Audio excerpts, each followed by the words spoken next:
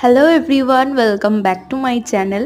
আজকে হচ্ছে 12th April আর আজকে আমি চলে এসেছি জয়রামপুরে। প্রতি বছরই আমি এই টাইমে বাবা মহাদেবের মাথায় জল ঢালতে আসি। অনেকক্ষণ লাইন দিয়ে পুজো দেওয়া হয়ে যাওয়ার পর বাড়ি চলে এসেছিলাম। এতক্ষণ রোদে থাকার জন্য মুখে তো ট্যান পড়ে গেছে, তো তারপর ফ্রেশ হয়ে একটু খাওয়া দাওয়া করে নিলাম। সেরকম কিছুই খাইনি, একটু আলু কড়াই খেয়েছিলাম। আসলে এই কদিন তো একদমই আমিষ খেতে নেই আর ভাতও খেতে নেই, তো সেই জন্য এইসবই খেয়ে থাকতে হবে। তারপর বিকালবেলা আমার একটা পার্সেল এলো আর বিকেলে মা একটু তরমুজ কেটে দিয়েছিল, তো সেটাই খাচ্ছিলাম।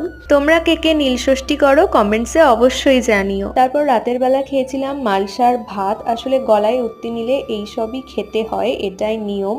তো তারপর একটু ঘুমিয়ে নিয়েছিলাম, কারণ রাতের বেলা যাব হচ্ছে আবার জয়রামপুরে জল ঢালতে। আজকের মতো এতটাই, আবার দেখা হবে পরের ভ্লগে। ভিডিওটা ভালো লাগলে একটা লাইক করে দিও আর চ্যানেলটাকে সাবস্ক্রাইব করে দিও। বাই।